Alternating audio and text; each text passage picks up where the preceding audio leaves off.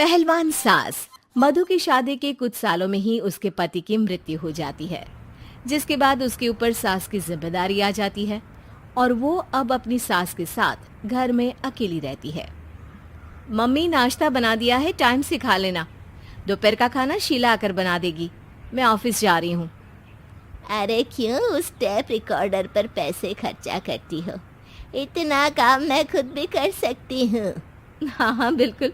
आधे समय तो जोड़ों के दर्द की दवाई खाती हूँ और फिर काम करने की बात करती हो।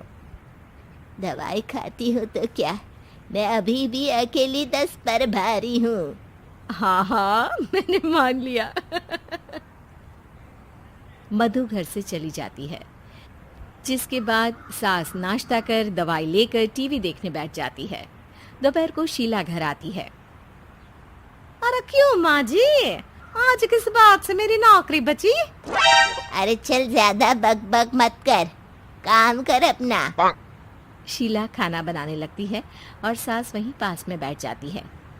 माँ जी, मैं तो हमेशा ही बोलती हूँ, दीदी की दूसरी शादी करा दो। कब तक आप दो औरतें घर में अकेली रहोगी? आजकल माहौल भी बहुत खराब है और फिर दीदी की उम्र भी तो निकली जा रही है ना। तेरा नाम टेप रिकॉर्डर सही रखा है मैंने।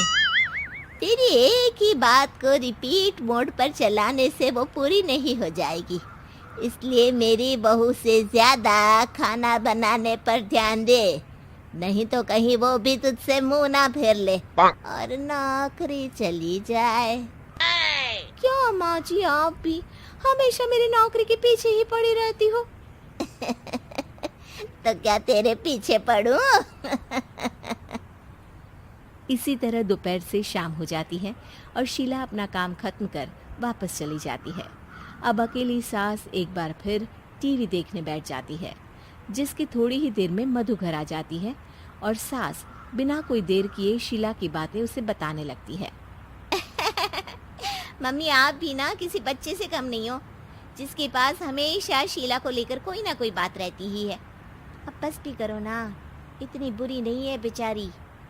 अरे मैंने कब कहा बुरी है, बस उसकी बातें करके मुझे बड़ा मजा आता है। सास की बात पर हंसते हुए दोनों डिनर करने बैठती ही हैं कि लाइट चली जाती है। अंधेरे में मधु मोबाइल की फ्लैश लाइट जलाकर मोमबत्ती ढूंढने लगती है। तभी उसे हॉल में कुछ गिरने की आवाज आती है। मम्मी, आप अंधेरे में इधर उधर क्यों घूम रही हो? अरे तेरे पीछे ही तो खड़ी हूँ। हाँ, अगर आप यहाँ हो तो वो हॉल में सामान कैसा गिरा?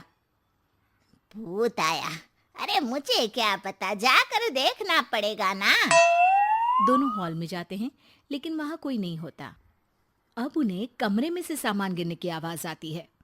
लगता है ये भूत चोरी करने आया है, इसे वापस कब्र में पहुंचाना ही पड़ेगा। बस हाँ हाँ, आप ज्यादा ना 30 मार खा मत बनो, मैं पुलिस को फोन करती हूँ। अरे जब तक तेरी पुलिस आएगी तब तक क्या वो हमारे साथ बैठकर अंताक्षरी खेलेगा?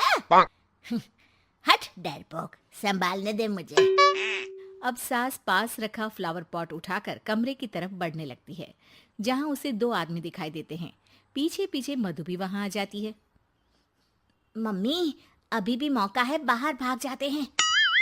मधु की आवाज सुन चोर चौकन्ने हो जाते हैं। ओए तुम दोनों, जहां हो वहीं खड़ी रहना, नहीं तो दोनों को गोली मार दूंगा। अरे तुम दोनों अभी के अभी बाहर जाओ, नहीं तो मैं तुम्हें जिंदा नहीं छोड़ूंगी। ये बुढ़िया हमें धमकी दे रही है। अबे तुम दो अकेली अब लड़ते क्या कर लोगी? अरे जा भेजा, दोनों को बांध दे। जैसे ही दूसरा आदमी सास को पकड़ने उसके पास आता है, तो वो उसके सर पर फ्लावर पॉट मार देती है। उसके सर से खून बहने लगता है, जिसे देख दूसरा आदमी गन निकालकर हवा में गोली चला देता है, जिससे बचते हुए दोनों सास बहू वहां से भाग जाती हैं। अब वो तीनों एक दूसरे के आगे पीछे पूरे घर में भागने लगते हैं। मम्मी, आपने तो सच में उसे मार दिया। तो मजाक में कौन मारता है? और अभी तुम मेरे साथ ही रहना, नहीं तो पक्का मारी जाओगी। ये औरतों को कमजोर समझता है ना। आज इसे औरतों की ऐसी ताकत दिखाऊंगी कि ये आदमी पैदा होने पर शर्म करेगा। ये अचानक आपके अंदर झांसी की रानी कहाँ से जाग गई? वैसे तो हमेशा जोड़ों में दर्द बोलती रहती हो। अभी तुम्हें जान बचानी है या जोड़ों के दर्द की कहानी सुननी है? मधु और उसकी सास कमरे में जाकर दरवाजा अंदर से बंद कर लेते हैं, जिस पर चोर बाहर खड़ा दरवाजा बजाते हुए उन्हें आवाज लगाने लगता है। क्यों डर गई? अरे वैसे तो बहुत धमकी दे रही थी। गेट खोल अब बुढ़िया। अबे पागल, धमकी देने और होशियार होने में फर्क होता है, पर ये दिमाग वाले काम तुझे तो समझ में नहीं आएंगे। रुक, अभी तेरा दिमाग ही बाहर निकालता हूँ। ये कहते हुए चोर गोली चलाने ही वाला होता है कि सास अचानक दरवाजा खोलकर उसके मुंह पर परफ्यूम डाल देती है, जिससे चोर गन फेंककर दर्द से चिल्लाने लगता है। मम्मी, अरे बहुत दर्द हो रहा है, कोई बचाओ, इसे हटाओ प्लीज। मैं किसी को कुछ नहीं करूंगा। क्यों रे, क्या थोड़ा सा दर्द होते ही मम्मी मम्मी करने लगा? अभी तो औरतों को कमजोर बोल रहा था। भूलियो मत, एक औरत ने ही तुझे इस दुनिया में जन्म दिया है, और वो भी तुझे ये दर्द हो रहा है ना, उससे लाख गुना ज्यादा दर्द सहकर। इसलिए औरतों को दोबारा कमजोर भूल कर भी मत बोलियो। वाह मम्मी, आपका ये रूप तो मुझे पता ही नहीं था। आपने तो कमाल ही कर दिया। कहा था ना, अकेली ही 10 पर भारी पड़ सकती हूँ। ये तो फिर भी 2 ही थे। इतनी देर में पुलिस भी वहां पहुंच जाती है।